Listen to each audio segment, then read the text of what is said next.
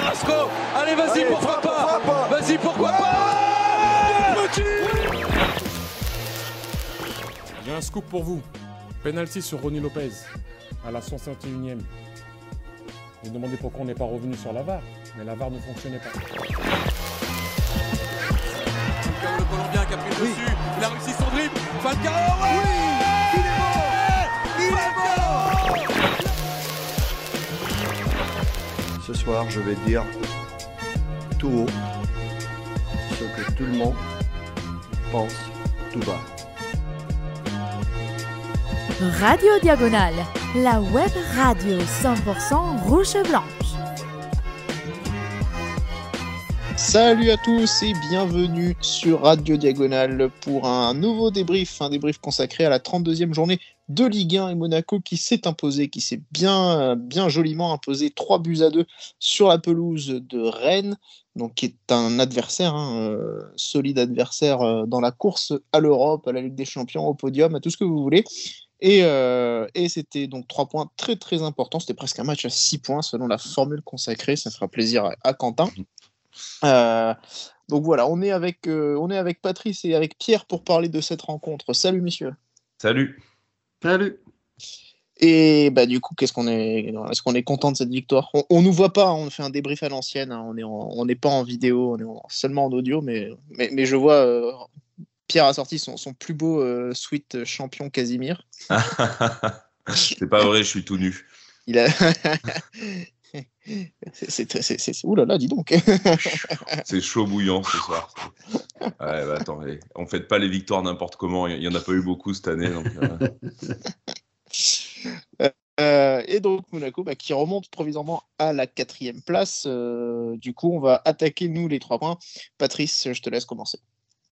Mon premier point, forcément, c'est la victoire. Une belle victoire en plus contre un concurrent direct et qui aurait pu se solder par un 3-1 en plus. Donc plutôt clair comme victoire. Bon, malheureusement, il y a cette faute un peu débile de Diop à la fin du match. On pourra en reparler. Mon deuxième point, c'est le fait d'être relancé complètement au classement. On s'y attendait plus trop il y a quelques semaines de ça. On pensait que c'était un peu fini et que ça allait être compliqué d'aller chercher l'Europe. Pourtant, là, on y est. On est remonté à la 4e place, même s'il reste encore pas mal de matchs à jouer sur ce week-end. Ça fait plaisir et on commence à y recroire, au moins d'aller chercher une place en Coupe d'Europe. La Ligue des Champions, on verra plus tard. Et mon dernier point, ce sera cette série qu'on fait de 4 victoires consécutives et surtout d'enfin faire des bons résultats contre les grosses équipes, contre nos concurrents directs. Enfin, un moment que ce n'était pas arrivé. C'était le point noir de Kovac quand on était avec lui ou qui n'arrivait pas à aller gagner ces matchs-là. Là, Clément le fait. On allait gagner contre Rennes, contre Marseille, contre Paris, contre Lyon. Voilà, c'est un peu dommage d'avoir perdu des points contre les petites équipes ou contre Braga, s'est fait sortir. Mais bon, voilà, ça c'est un autre débat. En tout cas, voilà, ça fait plaisir déjà de gagner moi les gros matchs, ceux qui comptent, mine de rien. En théorie, tous les matchs comptent, sinon on serait un peu mieux. Pour les points, ouais, mais bon, c'est ceux sur lesquels il y a vraiment les débats et tout, ceux qui on parle le lendemain à la machine à café. Ouais. Pierre, du coup, autour de ta machine à café, quels sont les points que tu vas soulever, les 3 points que tu vas relever pour tes collègues? Les points. Ce que je vais relever déjà en premier, je vais rejoindre Patrice sur cette belle victoire qui nous replace au classement et qui, avec la série, en fait, vient relancer une saison qui nous paraissait foutue. C'est une saison vraiment bizarre. Peu de souvenirs d'avoir vécu une saison comme ça, mais ne boudons pas notre plaisir et apprécions cette fin de saison avec un enjeu relancé. Mon second point, il va plutôt sur le terrain. Je trouve pas toujours notre jeu folichon. De temps en temps, on essaye un jeu direct, mais qui est un peu téléphoné. C'est pas toujours terrible, mais c'est efficace. Ça aussi, ça vient un peu en opposition. Doucement, tu vas nous expliquer que Philippe Clément est nul bientôt. Fais gaffe à ce que tu dis. Je crois que je vais avoir des emmerdes. Alors, ce soir, c'est pas le soir pour dire qu'il est nul, et puis même là, en ce moment, on n'est pas dans la période pour dire ça, mais c'est vrai que des fois, puis bon, après, c'est pas lui qui joue non plus, donc ça c'est un plus long débat, mais bon, le jeu, bref, n'est pas folichon, mais on sait être efficace comparé à des moments où, bon, on a su bien jouer à la baballe peut-être en début de saison, sans savoir être décisif, donc bon, après, moi j'aime bien gagner. On a souvent parlé de ça. Et puis mon troisième point, ça va être le retour, on va dire en grâce, de certains joueurs qui qui avait fait un début de saison complètement claqué, qui avait disparu du 11, ou alors qui y était, mais en étant que des fantômes d'eux-mêmes. Je pense à Aguilar qu'on voyait plus et qui revient bien quand même depuis quelques matchs. Je pense à Voland aussi, qui ce soir est de nouveau passeur et qui sait de nouveau se mettre en évidence. Fofana qu'on a peu vu finalement cette saison parce que il n'était pas bon quand il jouait, puis je sais pas, il devait y avoir des trucs qui se passaient pas bien aux entraînements. Là il revient bien. Donc voilà, le retour de ces gars-là marque aussi le retour des victoires. C'est peut-être pas un hasard. Voilà. Quant à moi, du coup, c'est 4e victoire d'affilée, donc c'est la première de la saison quand même, hein, qu'on réalise cette série en championnat, puisqu'on était donc à 3 à égalité, donc entre la 7e et la 9e journée. Donc du coup, ça veut dire que enfin l'équipe est capable de sortir une bonne série, hein. C'est cool d'avoir réussi à faire ça mi-avril, hein. Le deuxième point, c'est quand même que j'ai vu un match assez emballant, hein, enfin en tout cas très rythmé. Alors oui, je suis d'accord, je te rejoins Pierre sur certains passages qui étaient un peu faibles au niveau tactique, ou en tout cas un peu limités. Oui, je parlais de fond de jeu. Après, le match était emballant, je me suis pas ennuyé du tout. Non, voilà, c'est ça. Au niveau du scénario, je me suis pas ennuyé, mais le fond de jeu était des fois. Bon. On pourra effectivement reparler un petit peu de certains aspects tactiques du match et de l'animation offensive, notamment côté monégasque. Mais Rennes a aussi fait sa part, hein, dans cette rencontre et a proposé quand même de très très bonnes choses, hein, vraiment. Donc au final, on a vu vraiment une très très belle partie. C'était Amari Traoré qui parlait de match Ligue des Champions avant la rencontre. C'est vrai match Ligue des Talents plutôt, c'était. Ouais, alors on n'était pas non plus en Ligue des Champions, mais en tout cas on a vu vraiment un très bon match de ce championnat. Ça me rappelle d'ailleurs celui qu'on avait joué contre Rennes, je crois que c'était il y a 2 saisons de ça, en tout début de saison, ou alors c'était au début avec Kovac. Avec Kovac qu'on perd 2-1 là-bas, qui était très bon. Ouais, ou on fait 2-2, je sais plus, mais enfin ouais, c'est Lecomte qui nous sort une cagade. Exactement. En fin de match, du coup, on prend un but. C'était le jour de mon mariage, ça. Je peux m'en rappeler. Voilà. Mais en tout cas, dans le jeu, on avait vu là aussi vraiment une rencontre de haut niveau, hein, justement. Certains, je me rappelle même des commentaires, avaient parlé de match Ligue des Champions un peu, en tout cas un niveau Ligue des Champions. Donc je suis content d'avoir vu ce match-là. En tout cas, c'est une bonne... c'est un bon vendredi soir du coup. Et puis le 4e point, c'est il faut croire maintenant que l'Europe est largement à notre portée, en tout cas possible, hein. Alors après, quelle Europe, ça c'est toute la question. Aujourd'hui, je suis content d'être dans ce top 4 que je croyais franchement il y a quelques mois complètement impossible à atteindre. C'est incroyable. Le podium pour moi c'était définitif, c'était fini. Bon, il s'avère que maintenant, c'est pas mort. Maintenant, il faut être réaliste, hein. Il y a d'autres équipes qui sont devant qui n'ont pas avancé très fort ces derniers temps. La preuve, c'est que si Rennes a fini par remonter aussi, c'est que certains se sont quand même écroulés, hein. Coucou Nice. Donc voilà, il faut quand même aussi remettre ça en perspective. Mais bon, tant mieux. Maintenant, est-ce qu'il vaut mieux finir 3e ou 4e ? Je sais pas. Je suis déjà content d'être, si on reste dans le top 4, qu'on va en Europe. Pour moi, c'est vital qu'on soit européen dans tous les cas. Après, est-ce que j'ai envie qu'on se tape des matchs de tour préliminaire de barrage et se faire sortir piteusement comme ça a été le cas là, en début d'année ? Je sais pas si j'ai envie de ça. Donc bon. Ça, c'est certain. À voir, mais bon. Après, 2016-2017 démarre aussi par un TP3 et des barrages qui nous sont favorables. Ouais. Mais, on a les 2 exemples. Une fois n'est pas coutume, ça avait bien tourné, parce que c'était pas toujours le cas du coup. Non, c'est clair. L'année d'avant, ça avait mal tourné. Le seul cas. Oui, voilà, c'est le seul cas. Ouais. Sinon, il faut remonter à 2003, 2004, non 2004, 2005.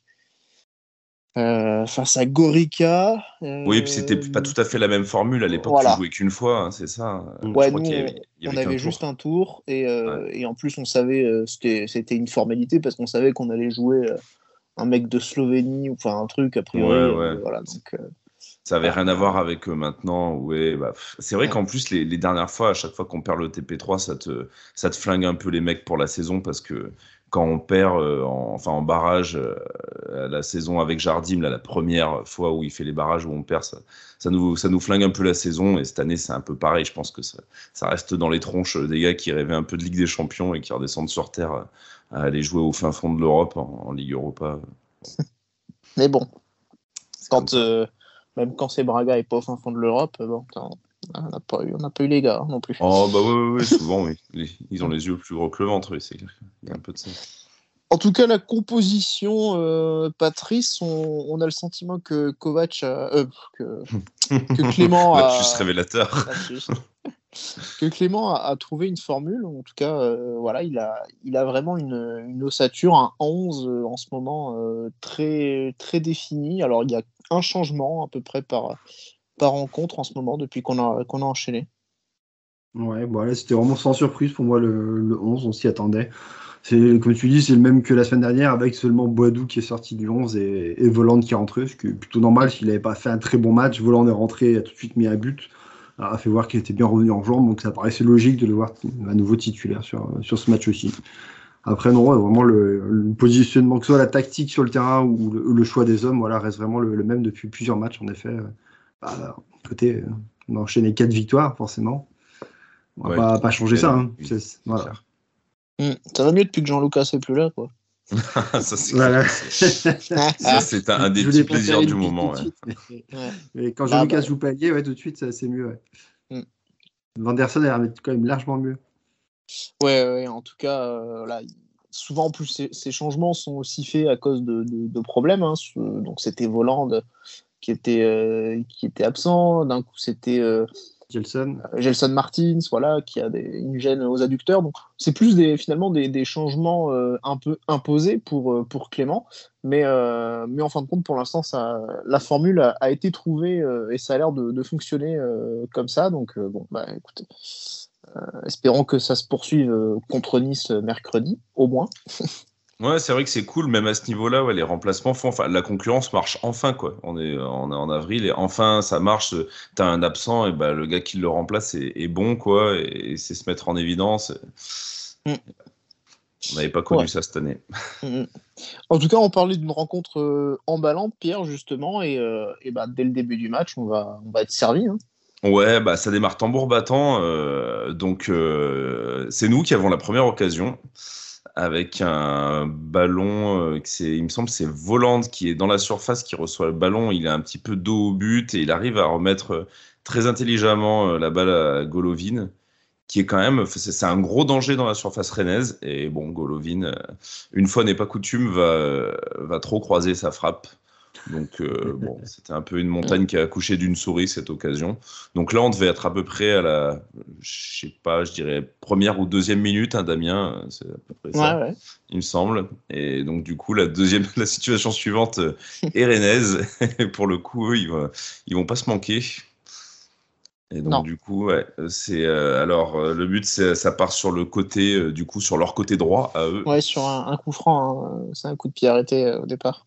Ouais, qui est assez loin et du coup qui fait en fait changement. Le joueur fait un changement d'aile et puis envoie la balle sur le côté droit. Il y a une belle combinaison d'ailiers, hein, quand même. C'est vrai qu'ils sont en mouvement, ils sont rapides, ils jouent juste et intelligemment. Donc je sais plus qui décale qui, mais en gros l'ailier décale le latéral, quoi, qui centre.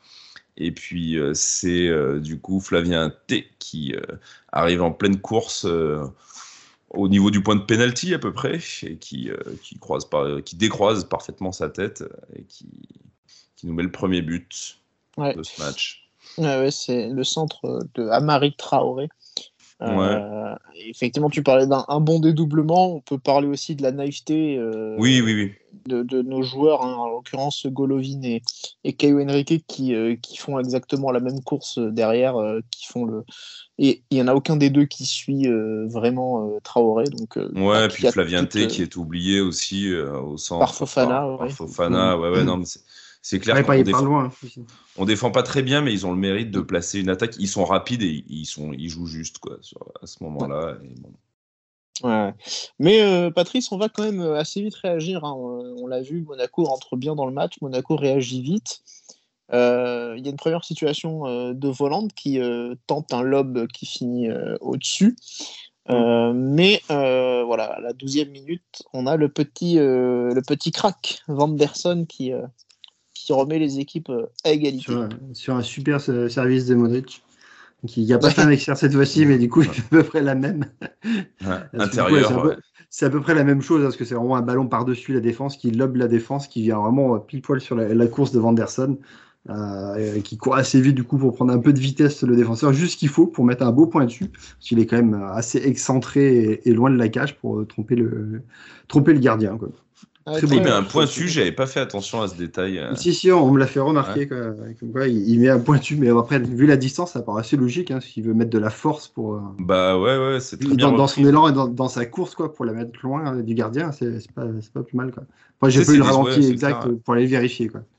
Bah, c'est des situations où tu vois souvent le tir, c'est une vieille saucisse qui finit 3 mètres au-dessus ou à côté. C'est vrai que là, elle est puissante à ras de terre. Ouais, c'est une très belle finition aussi de Vanderson. Ouais, ça faut... Ouais, effectivement, elle est pas simple du tout. Et puis, sans contrôle. Il a un René sur le calcif qui est tout proche de pouvoir le contrer aussi. Donc, voilà, c'est vrai qu'avec un contrôle, peut-être, l'occasion était perdue. Et là, de reprendre en première intention lui a permis de marquer.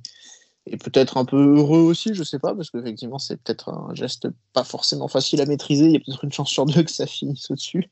Ouais, franchement, Mais voilà, une belle réalisation de Vanderson, belle passe aussi de Golovin, hein, puisque tu disais Modric, Patrice, mais précisons que c'était bien Golovin. Oui, c'est vrai, comme précis. Au cas où certains pensent que Modric a signé à Monaco entre mercredi et vendredi, ou mardi, je ne sais plus quand est-ce qu'ils ont joué. Mais voilà, donc du coup Monaco qui revient et finalement c'est une égalisation assez méritée parce qu'on voit un Monaco qui presse très très haut sur le début de cette rencontre et qui arrive justement à poser des problèmes à Rennes.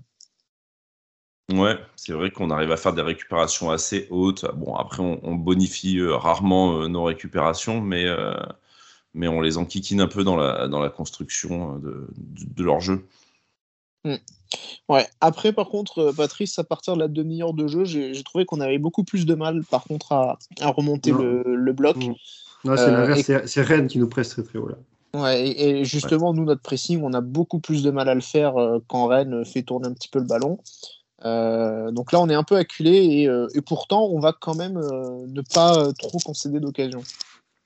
Non, ils arrivent vraiment à tenir le ballon, à l'avoir très très haut dans notre camp. On a vraiment du mal à le récupérer. Les rares fois où on le récupère, il nous presse très très vite et du coup en 2 touches de balle maximum on le perd parce qu'on est obligé soit de le balancer devant, soit du coup il y a une mauvaise passe. Mais pourtant ils n'arrivent pas en fait à trouver de trous parce qu'on est vraiment très très bien mis en place en défense entre nos 4 défenseurs et nos 2 milieux qui forment limite une ligne de 6 qui empêche vraiment tout passage. Et il y a très peu d'occasions pour eux qui leur permettent vraiment d'espérer de prendre l'avantage avant la fin de la mi-temps. C'est plus sur les coups de pied arrêtés qui sont dangereux, qui sont plus une de leurs spécialités, qu'on nous l'a assez souvent répété ce soir. Ouais, c'est vrai qu'ils ont... Il y a 3 tirs sur la première mi-temps, c'est quand même pas énorme pour eux. Là où on en fait 7 en contre-attaque, la plupart du temps. Hein. Non, mais c'est vrai que dans ce temps faible, on a su bien défendre, quoi. C'est, après, justement, quand je parlais dans mon deuxième point de jeu pas folichon, vraiment ce moment-là reflète parfaitement ça. C'est que, putain, quand on récupérait le ballon, c'était un jeu direct, très stéréotypé, quand on faisait vraiment rien de fou. Mais bon, on a su être solide, quoi. Ouais, et puis finalement, il y a quand même une petite occasion pour Monaco à la fin, sur un centre d'Aguilar avec une reprise de Ben Yedder qui passe au-dessus. Ouais. Il y a quand même il y a une bonne interception de Nubel sur le centre de Bourigeaud aussi, un peu en fin de mi-temps, qui aurait pu être beaucoup plus dangereuse, mais bonne lecture du jeu de la part de Nubel. Et, une sortie sur Melling aussi, qui est pareil un petit peu, ça pouvait être un peu chaud là, je sais pas si vous vous en rappelez. Ouais. Melling il fait une course de 50 mètres là. Ouais. Ouais, c'est là on voit quand même assez audacieux le jeu rennais, mine de rien. Hein, c'est en ça que ça a rendu aussi ce match agréable, hein, parce que voilà, il y a quand même des jeux, une animation offensive qui fait plein de choses, avec plein de permutations, plein de dédoublements, des joueurs qui n'hésitent pas à dépasser leurs fonctions justement pour tenter des choses. Donc c'est vrai que c'était assez plaisant à voir, hein, cette équipe rennaise, il faut le dire. Ouais. Par contre, énormément d'espace, hein, par contre, dans leur défense. Hein. T'as Oui. vraiment la sensation que dès qu'on passait le milieu de terrain, ça pouvait faire occasion. Oui, et c'est vrai que c'est ce que je vous disais, c'est ce que je disais dans notre conversation avant le match. Hein. Rennes n'a pas de défense centrale aujourd'hui, donc il faut en profiter. Enfin, ça va être l'élément un peu clé, et ça a été le cas parce que ça s'est vu. Voilà, on a vu, hein, ils avaient en défense Santa Maria, donc qui est un milieu, hein, de base. Omari, hein, qui est tout jeune, très inexpérimenté. Donc, et ils n'ont pas leur gardien titulaire, hein, rappelons-le aussi, puisque c'est Gomis, oui, c'est Alfred Gomis. Gomis, depuis un mois, a une fracture au doigt. Donc voilà, il fallait pour Rennes composer aussi avec 3 absences clés, hein, très clairement, puisque Aguerd et Badé étaient les 2 titulaires, hein, en défense centrale. Une charnière inexpérimentée, et très clairement on en a bien profité, notamment sur le deuxième but, Pierre, hein, on saute un petit peu, hein, tout de suite à la deuxième période, mais voilà, le deuxième but illustre bien aussi les difficultés qu'ont eu les Rennais s'accorder en défense centrale. Hein. Ah bah clairement, ouais, c'est leurs 2 centraux d'ailleurs, hein, qui ne s'entendent pas sur un ballon, quoi, qui pensent chacun que l'autre va y aller, et du coup personne n'y va. Et c'est Voland qui est malin sur le coup, qui lui va jouer ce ballon aérien et va donner de la tête une très belle passe en fait en profondeur à Ben Yedder, hein. C'est vraiment une belle passe décisive de la tête, et donc du coup Ben Yedder qui prend la profondeur et qui se présente en 1 contre 1 contre le gardien, et déjà quand il part, on sait que Ben Yedder quand même c'est 1 contre 1, bon, il en a raté 2 importants en début de saison, ouais. mais globalement c'est vrai. Moi, je l'ai vu le rater. Hein. Ah ouais. Pour être honnête, ouais, je me suis dit il va le rater, il va tirer sur le gardien. Je l'ai senti, je l'ai pas senti du tout. Moi, je reste toujours assez confiant, ouais, quand il part en 1 contre 1. Je trouve qu'il est quand même toujours, il est assez clinique, quoi, sur ce genre d'occasion. Et bon, là, il l'a été, donc il marque, il croise très bien sa frappe. Enfin, c'est parfait. C'est vraiment comment bien profiter d'une connerie. Ouais. Notre Romario. Romario. De Sarcelles. Le Romario de Sarcelles. Exactement. Donc voilà.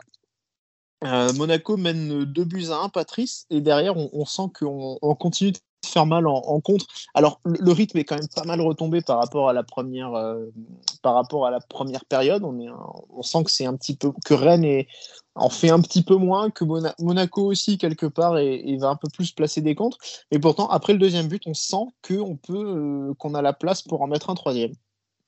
Ouais, parce qu'on a toujours ces occasions, on arrive toujours à s'approcher assez facilement de leur surface, et du coup, quelques minutes plus tard, c'est Voland qui fait une belle passe un peu aveugle dans la surface pour un appel de Golovin qui malheureusement tire à côté pour changer. Un peu dommage, mais bon, voilà, il est un peu coutumier du fait, malheureusement, il n'arrive pas trop à cadrer. Mais voilà, on avait encore vraiment une très belle occasion en 1 contre 1 face à leur gardien. Donc cette fois-ci, on n'a pas su mettre au fond. Mais bon, ça ne tardera pas. Ouais, et puis finalement, il n'y a pas une grosse réaction rennaise. En tout cas, il faut attendre vraiment la 70e minute pour voir une grosse occasion, hein, un dégagement de Nubel. Alors, un dégagement en plein dans l'axe qui aurait pu vraiment mal se finir. Donc là, il y a eu quand même un petit miracle. Hein. Mais bon, voilà, du coup, on a quand même réussi derrière à marquer le troisième but, Pierre, avec l'entrant Myron Boadou qui remplace Ben Yedder. Ouais, tout à fait. Donc, on marque un troisième but. Encore pareil, hein, c'est sur quand même un ballon très très mal ressorti par les Rennais.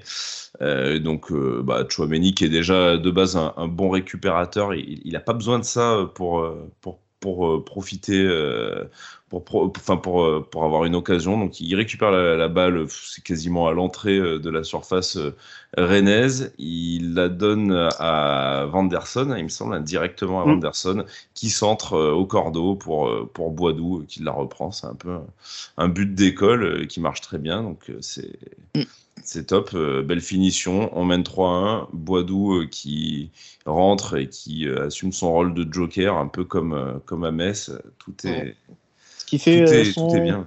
Son 5e but, hein, je crois, si je dis pas de bêtises, cette saison. Ouais, il regonfle un peu ses stats et lui aussi va finir un peu par redorer son bilan.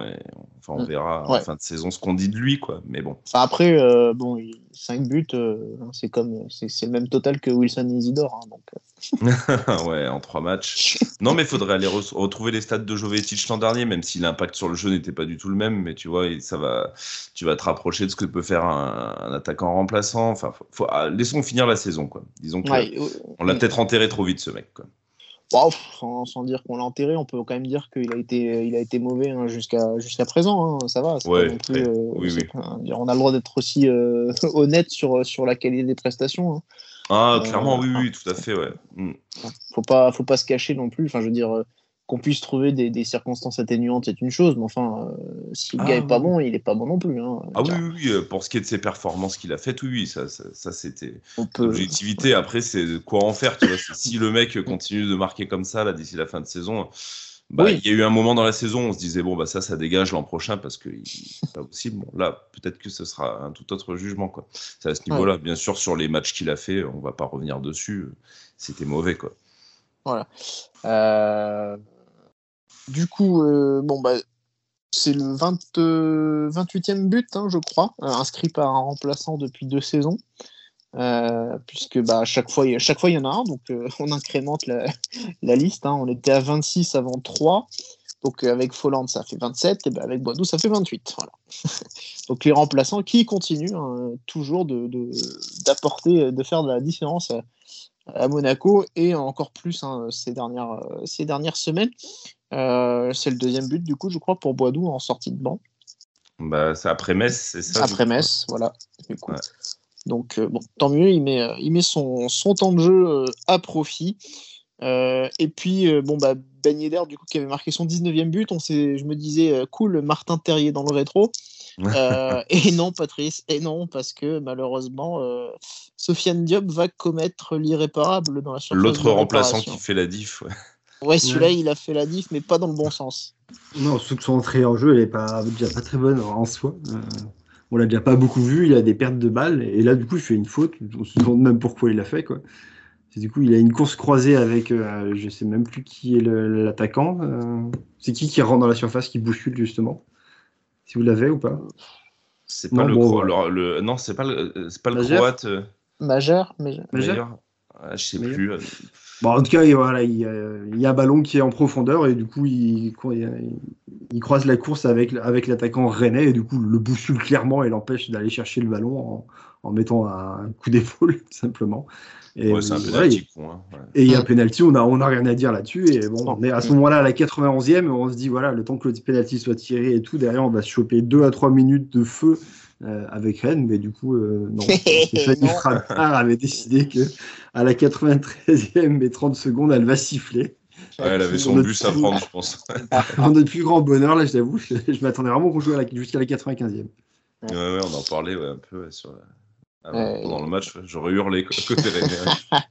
Et sur le penalty, il n'y a vraiment rien à dire. Terrier le tire parfaitement, même si Nobel plonge de l'autre côté, même s'il avait plongé du bon côté, il est moins un ras le poteau en force.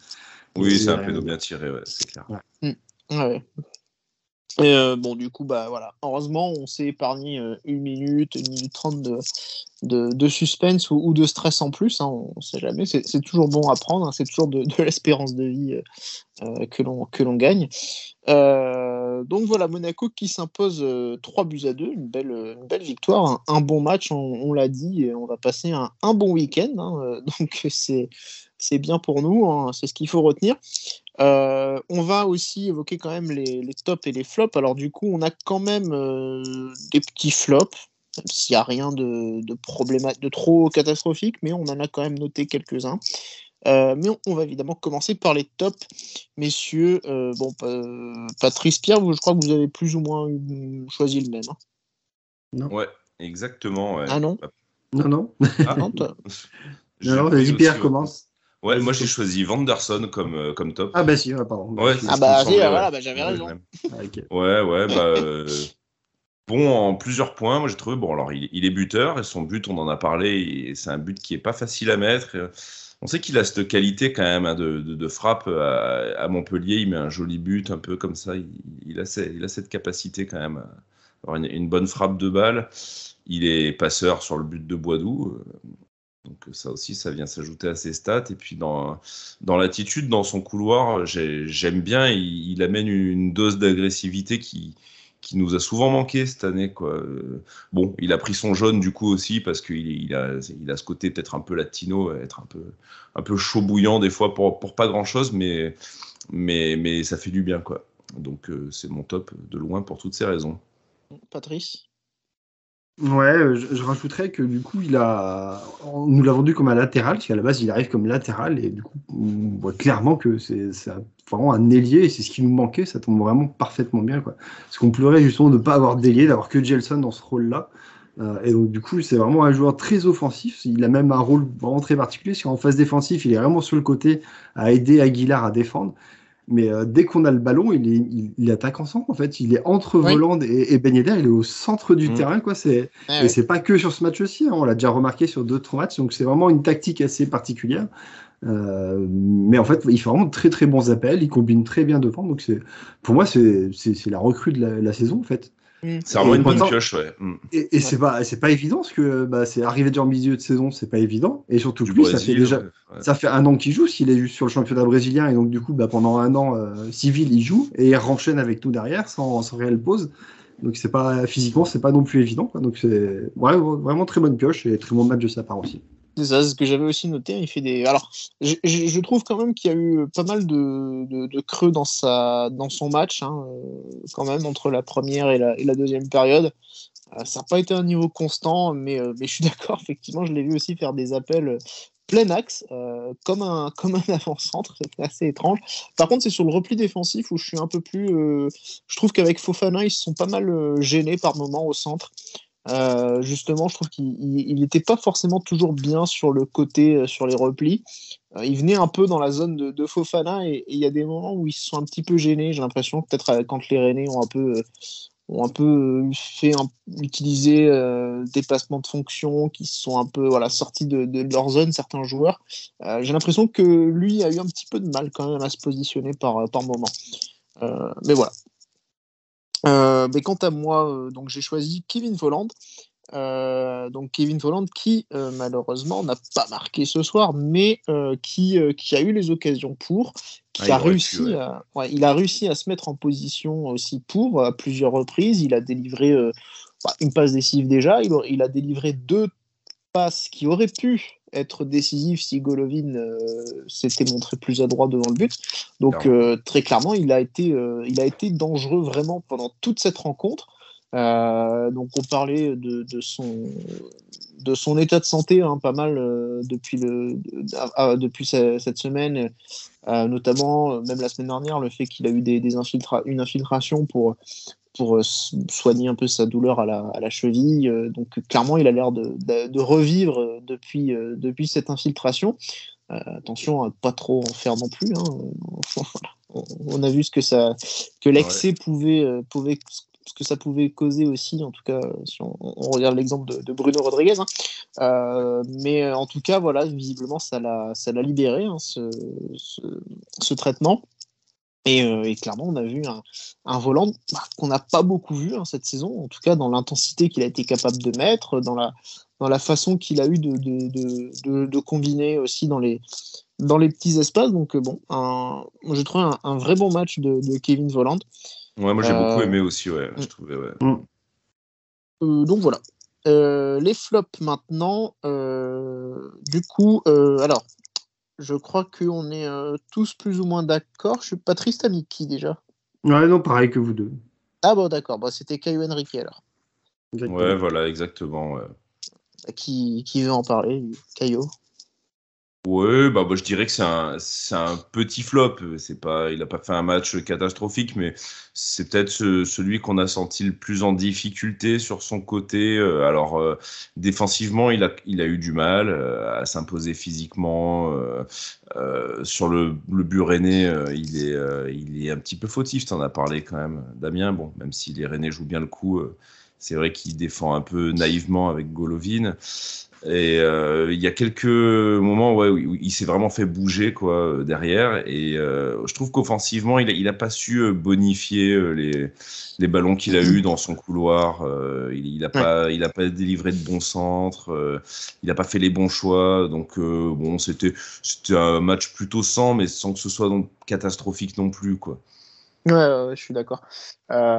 Si on fait le comparatif avec Aguilar, on peut parler déjà d'Aguilar, hein.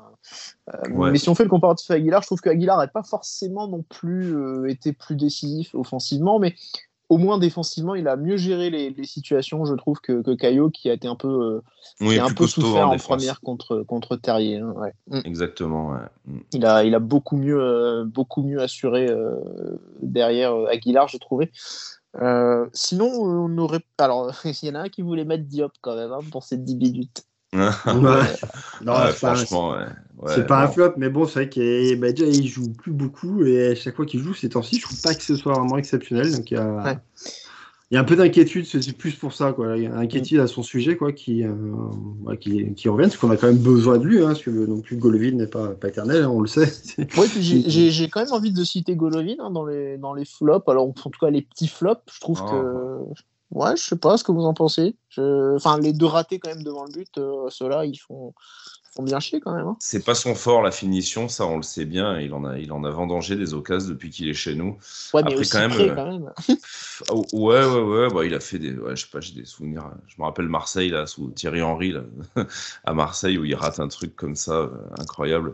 C'est pas un bon finisseur. Après, c'est quand même un bon passeur. Bah, tu vois, quand même rien que pour la passe qu'il fait sur le premier but, c'est compliqué de le mettre en flop pour ça.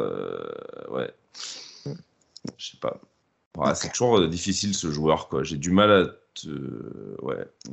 être conquis, mais j'ai du mal à me dire à chaque fois qu'il est là quand même on est meilleur quoi. Il bonifie quand même son équipe. Ouais, alors les exemples montrant que c'est pas le cas sont nombreux. Hein, 3 ans, c'est un long débat. Non, mais après en plus je sais pas si je m'évertuerai à le défendre pendant très longtemps. Patrice, toi sur Golovin, t'en as pensé quoi? Ouais, il y a ces deux ratés où franchement il peut vraiment faire mieux, mais derrière sur le match je trouve qu'il est assez précieux. Je préfère quand c'est Golovin qui joue que Gelson. Rien à voir entre les deux joueurs, c'est surtout au niveau du profil. Je préfère vraiment avoir ce joueur plus milieu de terrain, plus dans la construction que quelqu'un qui va aller chercher la profondeur encore. Et puis quand il arrive au bout de la ligne, il se passe pas grand chose. Qui refait la passe en arrière à Enrique. Je trouve que Golovin apporte beaucoup plus de choses. Donc non, dans le jeu, je le trouve vraiment très intéressant et c'est sûr que s'il avait réussi à nous finir aussi ces petites actions où il se met très très bien en position en plus, hein, parce que il a tout bon, juste la finition qui passe pas. Pour autant, hein, je trouve que dans la construction, on n'est pas super présent. Pierre t'en parlait hein, d'un jeu assez de contre-attaque, de transition un peu stéréotypé. Et je trouve qu'il y a quand même quelque chose, alors avec Golovin et Vanderson, puisque c'était les deux aujourd'hui, je trouve qu'il y a quand même quelque chose qui manque de... ça manquait de liant. On a toujours une équipe pour moi qui est coupée en deux. Par moment, c'est pas toujours très cohérent hein, tactiquement. Hein, des milieux défensifs qui jouaient vraiment très bas, très proche de la défense et qui n'étaient pas forcément très demandeurs du ballon pour se projeter aussi. Non. Je trouve consigne après ça. Hein. Peut-être, je sais pas. Ouais, je pense que la consigne n'était pas de monter très très haut pour Fofana Tchouaméni. Je sais pas, peut-être. Enfin, je trouve c'est un peu dommage parce que du coup, on avait parfois des moments où on aurait pu mieux jouer, mieux ressortir et je trouve qu'on s'est trop cantonné derrière et qu'on a manqué de solutions, on a manqué d'activité autour du porteur du ballon, ce que je regrette un petit peu. C'est vrai, ouais. On retourne dans les performances individuelles, messieurs, on peut parler de Nubel rapidement. Pas grand chose à dire parce que franchement le premier but à la tête elle est vraiment très très bien placée, pourtant il fait le plongeon et tout mais là aussi elle est sur le poteau. Sur le penalty, on en a parlé tout à l'heure. Et par contre, entre les deux, il fait tous les arrêts qu'il faut. Il fait des bonnes sorties même. Ouais. Il fait des sorties sur les centres pour empêcher justement que les attaquants les prennent. Donc non, très bon match pour moi de sa part, encore une fois. Hein. Rassurant en fait, c'est rare. Je crois que c'est la première La fois que je dis relance, en parlant de lui. Mais rassurant. Alors moi j'ai la relance sur l'occasion de Rennes quand il a remis en plein axe, ça là. Ouais, mais c'est quand même un bel arrêt. On en a parlé rapidement sur WhatsApp, mais il faut aller vite au sol quand même sur ce tir. Bon, après oui, il la repousse plein axe. Tu la repousses un peu où tu peux parce que la frappe arrive très fort, quoi. Mais c'est quand même. Moi, j'ai trouvé que c'était plutôt bien senti de sa part de l'arrêter, quoi. Celle-ci. Il y a beaucoup de gardiens. Moi, je me suis dit qu'ils pouvaient la prendre, quoi. Je sais pas ce que vous en avez pensé, vous. Mais... Bon, ouais, j'ai eu peur. Oui, j'ai eu peur aussi quand même, hein, mais bon. Je l'ai trouvé mieux dans ses sorties, quoi. Ouais, c'est ça, dans les sorties, il dégageait un peu plus de sérénité. C'est peut-être l'après-midi paintball qui l'a rendu plus confiant. Ouais, ou alors de voir Zverev au Rolex Master Monte Carlo. Voilà. La défense centrale avec Disasi et Badiachil. Patrice. Aïe. Ah bah oui. Alors c'est solide. Moi je dis aïe pour eux, hein, pas pour moi de devoir parler d'eux. Hein, c'est plutôt pour eux. Certes c'est solide, surtout quand on joue comme ça bas. C'est quand même très pratique pour les deux parce que c'est vraiment deux positions qu'ils aiment bien et c'est vraiment deux murailles. C'est très très compliqué de les passer dans ce moment-là. Par contre quand c'est Rennes qui a le ballon, qui le récupère et qui se projette très très vite, hein, parce que c'est quand même une force de Rennes, c'est vraiment de se projeter très vite. Et c'est pour ça on a vu aussi que nos deux milieux ne montaient pas trop haut. Et je trouve que derrière, ça a été un peu compliqué par moment. Quand ils ont récupéré les ballons, ils les ont perdus aussi très très rapidement. Vraiment du mal à relancer les ballons. Badiachil leur offre un coup franc qui est quand même très dangereux en faisant une faute qu'il n'a pas à faire. Je ne sais pas pourquoi il se jette sur ce tacle. Voilà. Disasi, je trouve qu'il fait encore un bon match. Badiachil, c'est un peu moins bien quand même. Par moment, je l'ai trouvé un peu limite. Voilà. Mais dans l'ensemble... Ils ont quand même réussi à tenir une très bonne attaque de Rennes. Il ne faut pas oublier que les attaquants de Rennes tournent très très bien cette saison. Toi, c'était plus l'inverse, ton ressenti, Damien, non ? Bah ouais, je suis peut-être le seul à avoir trouvé Badiachil un peu mieux que Disasi. Enfin, je trouve que Disasi, il y a quand même des moments d'absence qui sont assez dangereux, quoi. Enfin, qui auraient pu nous faire beaucoup de tort. Hein. Donc, c'est vrai qu'on a souvent vu Aguilar récupérer des ballons derrière lui, quoi. Bah ouais. Il a bien couvert hein, quand même, Aguilar. Peut-être pour ça, du coup, sur ces moments chauds là où j'ai l'impression que j'ai pas l'impression d'avoir vu ça de la part de Badiachil, en tout cas des moments d'errance trop. Donc non, c'était plus sur ses relances ou sur des actions où il allait faire faute ou voilà. Qui m'ont plus ennuyé. C'est juste que voilà, cette défense, elles sont pas non plus. T'es pas serein à 100%. Quoi. Tu sais que voilà, c'est favorable qu'on joue comme ça en bloc bas, mais tu sais que dès qu'on joue contre des équipes où c'est eux qui jouent en bloc bas et qui se projettent devant, tu sais que t'es pas serein quand même sur ces deux matchs. Pourtant, ils sont quand même grands tous les deux. Et tu vois, même sur les ballons aériens, t'es pas serein non plus parce que ça leur arrive quand même souvent de se prendre des buts parce qu'ils sont mal placés. C'est vrai que sur tous les corners rennais, j'étais pas super confiant. Enfin, ils étaient bien tirés hein, en plus. Il faut quand même le préciser toujours dans la bonne zone. Et c'est vrai que j'avais toujours peur qu'il y ait un Rennais qui remonte. Bon, d'ailleurs, quand on voit justement Tête enfin, je sais pas si Tête qui marque de la tête ou Tête qui marque de la tête. Tu vois, quand il reprend le ballon, enfin, tu te dis bon. Alors c'est encore un peu une configuration un peu différente. Là, c'est Fofana qui suit pas, mais tu te dis bon, voilà, on n'a pas l'air super impérial sur le domaine aérien non plus, quoi. Donc c'est vrai que chaque coup de pied arrêté rennais me faisait un peu peur, les corners particulièrement. Les milieux de terrain, alors Mathieu Bodmer nous disait, enfin trouvait que les deux, la Fofana Tchouaméni, avaient été comme il a dit, avait dominé l'entrejeu. Je n'ai pas du tout cette impression-là, en fait. Je ne partage absolument pas ce sentiment-là. Je sais pas. Je trouve que Tchouaméni est plutôt monté en puissance, en fait, au cours du match. Sa première est tout à fait quelconque. Oui, la première de Fofana, je la trouve même catastrophique. Outre son implication sur le premier but, je trouve que dans tous les replis défensifs, en fait, il n'était pas présent. Enfin, il était mal placé. Je trouvais qu'il courait pas assez en plus. Plus on oublie les passes qui finissent en touche. Bon, ça, c'est encore un autre détail, mais je trouve que Fofana, sa première est catastrophique. J'ai un peu de mal à partager l'avis de Bodmer sur la question, pour le coup. Je sais pas ce que vous en pensez. Moi, j'ai quand même bien aimé Fofana. Oui, effectivement, dans la première mi-temps, dans les phases défensives, il a fait des conneries, notamment sur le but, mais pas que.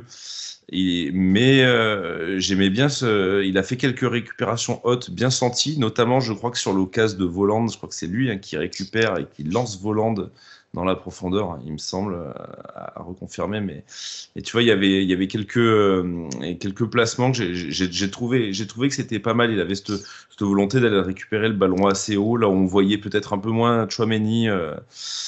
Bon, après, je t'aurais pas dit que c'était notre meilleur joueur de la mi-temps, mais j'ai plutôt bien aimé. Et en deuxième, ils ont fini quand même par s'imposer tous les deux sur l'entrejeu rennais, qui est quand même très très bon, quoi, aussi. Faut pas oublier que c'est aussi une de leurs qualités, quoi, à Rennes, hein, leur milieu de terrain, et ils sont assez forts, quoi. Donc, bon. Patrice, peut-être pour apporter. Ouais, je suis d'accord sur la première mi-temps. C'était pas vraiment ça, on a vraiment eu du mal. De toute façon, c'est là où il y a le temps fort rennais, où du coup ils font énormément circuler le ballon et ils n'arrivent pas, ils courent un peu dans le vide, clairement. J'ai pas vraiment aimé la première mi-temps même de Tchouaméni. Je trouve qu'il a fait beaucoup d'erreurs, où il a même perdu des ballons, alors que d'habitude il sort très très bien du pressing, et il en a perdu quelques-uns qui auraient pu même être dangereux à un moment donné. Ouais, les sorties de balles étaient mauvaises. Par contre, la deuxième mi-temps, comme tu dis, il monte vraiment en puissance Tchouaméni et il récupère un nombre de ballons incroyable sur la deuxième mi-temps. Et Fofana aussi, je trouve qu'il a énormément participé à récupérer pas mal de ballons, à se projeter très très vite vers l'avant et avoir les occasions qui aussi petit à petit amenaient les buts.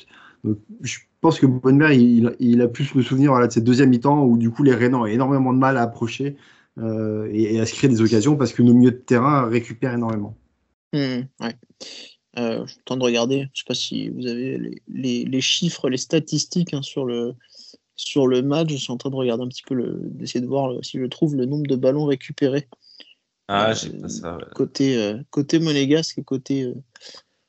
Mais tu vois, Fofana. Des deux. Ouais. Vas-y, le temps que je cherche. Ouais, ce que je me disais. Ouais. Bah, tu vois, Fofana, de temps en temps, c'est vrai qu'il a ce défaut, même dans les matchs où il est bon, il a des sauts de concentration qui font qu'il va rater des fois des gestes qui paraissent simples, qui peuvent être une passe. Bon, alors on s'est bien foutu de lui pour ses frappes, mais il n'y a pas que ça. C'est vrai que de temps en temps, son jeu long n'est pas très bon, quoi, tu vois, souvent. Et puis de temps en temps, il peut te sortir une très belle passe qui casse les lignes. Enfin, c'est moins régulier que Tchouaméni, hein, ça c'est certain, mais de temps en temps, il a quand même un profil qui peut être très intéressant pour vraiment de casseur de ligne, quoi. En tout cas, j'ai pas toutes les stats là je suis sur la tablette du coup. Mais en tout cas, de ce que je vois déjà, c'est qu'en termes de duel, Fofana est à 7 sur 13. 7 duels gagnés sur 13, ce qui n'est pas extraordinaire. Et Tchouaméni a même pas la moitié, puisqu'il est à 5 sur 11. Il n'est même pas à 50% de duels gagnés, par exemple. Donc, c'est. Voilà, en termes de. Ouais, c'est marrant que le ressenti soit. Enfin, après aussi, la première mi-temps, ils se sont un peu fait bouffer, hein, c'est vrai. Hein, donc, en tout cas, voilà, c'est clairement pas, moi, les deux hommes forts que je mettrais dans ce match. On les a pas mis dans nos tops, hein, on est bien d'accord. Ouais. Voilà. Il nous reste qui du 11 à évoquer? Il nous reste Wissam. Wissam qui est Ben Yedder qui est sorti à la 72e. Une gêne au mollet, en tout cas des petites douleurs au mollet, des petites crampes. Voilà, il a confirmé en fin de match et non pas le talon, comme disait David Astorga. Alors que nous, on voyait. Enfin, il avait montré le mollet en plus. On le voyait à la caméra, il montrait le mollet et puis Astorga qui nous sort. Problème cours de talon, de bio. apparemment. Bon. Pourquoi pas, hein. Peut-être il était du stade, il voyait moins bien, je sais pas. En tout cas, Wissam Ben Yedder, j'ai trouvé un match globalement assez plein de sa part aussi. Ouais. En plus, il marque, il fait ce qu'on lui demande de faire, quoi. Déjà, dans l'utilisation du ballon, il est quand même toujours bon, c'est-à-dire qu'il sait temporiser quand il le faut, et puis il perd peu de ballons, en fait. Donc c'est pratique parce que ça permet au bloc de remonter, et puis en plus, il est décisif sur un match comme ça. Il fait, du coup, il a 2 occasions en fait qui se met sous la main. Il y a son but et puis il y a cette espèce de reprise, qui est quand même très compliquée à mettre. Peut-être qu'il peut la donner à Golovin, mais c'est aussi, c'était pas déconnant de frapper à ce moment-là. Puis donner la balle à Golovin, on sait ce que ça donne en général. Il y a sa tête aussi qui met au-dessus. Oui. Ah ouais, exact. Ouais, en première, ouais. Tout à fait. Ouais, c'est vrai que même dans le jeu aérien, bon, après, c'est pas sa première qualité, vu son gabarit aussi, c'est compliqué, mais il fait les bons déplacements, et même dans ce domaine-là, il est pas ridicule, quoi, Ben Yedder, quand même. Est-ce que vous voulez conclure avec Jacobs, son entrée à la 78e, qui est rentré, qui a remplacé Golovin, et donc qui s'est placé au-dessus devant Caio, hein. Il est pas rentré en tant que latéral gauche, il est vraiment rentré comme milieu. Je dirais qu'il a su ne pas concéder de penalty. Contrairement à d'autres. Seulement 3 remplacements effectués par Philippe Clément, hein, sur cette rencontre. Et tardivement. Ouais, puisque le premier, c'est Boadou qui sort. Je pense que en plus, qui n'était même pas prévu. Hein, pas vérifié. Parce que si Ben Yedder ne demande pas à sortir, je pense pas que Boadou serait rentré. Ah, tu crois, ouais. Ah bah de ce que. En tout cas, il n'était pas échauffé, ouais. Voilà, donc du coup, c'est très clairement, c'est qu'il c'était pas tellement prévu qu'il rentre à ce moment-là. Djibril Sidibé qui a totalement disparu des radars, hein, voilà, la prolongation qui s'éloigne pour lui. Je serais curieux de savoir comment ça s'est passé pour Matazo à la fin du match. Oui, c'est vrai qu'il y avait des images l'autre fois, j'ai vu. Ouais. Voilà. Donc, lui, c'est vrai qu'il doit faire la gueule, lui, parce qu'il jouait quand même. L'an dernier, il rentrait beaucoup plus souvent. Enfin, dommage pour lui. Mais c'est vrai que là, il touche, en tout cas, depuis 4 rencontres, Philippe Clément touche plus à grand-chose. Hein, tant mieux, ça nous réussit. Et puis, il changera tout dès qu'on en perdra. Hein, voilà. quand les autres coachs auront plus ou moins compris comment il faut faire pour nous embêter. Donc, du coup, voilà. Mais bon, tant que ça marche. Écoute, là, on va pas s'en plaindre. Hein. Ouais. Non, évidemment. Alors, du coup, le petit point classement pour conclure ce débrief, Monaco, donc, qui remonte provisoirement au 4e rang, qui donc revient à 3 points de Rennes, hein, c'est la bonne nouvelle, à 6 points de Marseille. Bon, évidemment, Marseille va jouer contre Paris, donc qui sait. On peut dire qu'ils vont perdre, quoi. Ouais, peut-être, mais c'est même pas certain. Après, 6 points à ce moment de la saison, ce sera trop compliqué, je pense. Ouais. Une différence de but supérieure. Comme dirait Kevin Arbo, 3,5. Il y a quand même 19 buts d'écart au goal average. Ça fait beaucoup. Ouais. Avec 6 matchs, ça fait dur à rattraper. C'est vrai que ça va aussi compter. Et Strasbourg qui, pour l'instant, est 5e avec 52 points. Et Nice qui sort du coup du top 5 pour l'instant avec 51 points. Ils peuvent nous doubler s'ils gagnent aussi, du coup, hein, c'est ça. Ouais, mais Nice qui va avoir des absences aussi, hein, sur leur match face à Lorient, donc on va signer un petit match nul, voilà. La dynamique n'est pas avec eux, hein, c'est peut-être aussi à leur tour de perdre des points. Ouais. Clairement, la dynamique, elle s'est complètement effondrée pour eux, c'est assez surprenant, parce que pour le coup, c'était l'équipe que, en tout cas, il y a quelques mois, je voyais comme la plus solide pour la 2e place, plus que Marseille, qui enchaînait aussi une sale période. Donc, Nice qui s'est écroulé de manière très, très surprenante, de quoi espérer une victoire nantaise en finale de Coupe de France, hein, voilà. On va pas se mentir, hein, on l'espère tous. Maintenant qu'on est revenu dans les places européennes, oui, c'est sûr qu'on n'a plus d'intérêt à avoir misé. Et maintenant, effectivement, depuis qu'on est revenu dans le top 5 et qu'on a notre destin entre nos mains, forcément, c'est clair. Du moins pour le top 5, oui, parce qu'après le podium, il va falloir compter sur des faux pas, hein, quand même. Oui, le podium, on va faire les matchs les uns après les autres, hein, comme ils aiment à le répéter en ce moment. Hein, on prend match après match. Il reste 6 finales. Voilà, il reste 6 finales. Mais voilà. Depuis qu'ils ont dit ça, on gagne des matchs, n'empêche. C'est rare. Pour une On fois. sait ce qu'il faudra dire l'an prochain en début de Ils saison. ont dit qu'il restait 10 finales et ça fait 4 victoires déjà. Donc, Finalement, la recette, elle est simple. En prochain, en début de saison, il faut un petit paintball entre coéquipiers, un Skype en visio avec Ribot, et puis 38 finales à jouer, et c'est bon, on est premier. Voilà, on y croit. Enfin, sauf si on change tout. Bon, en tout cas, voilà. Donc on est content de cette belle victoire monégasque qui nous replace très très bien au classement.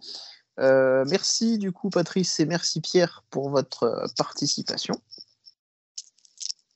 Merci à toi. On vous donne rendez-vous ce lundi pour un mur des légendes consacré à Jürgen Klinsmann, l'attaquant allemand, et mercredi pour un débrief de Monaco-Nice. Voilà, merci à tous et Dagemunegu, ciao ciao.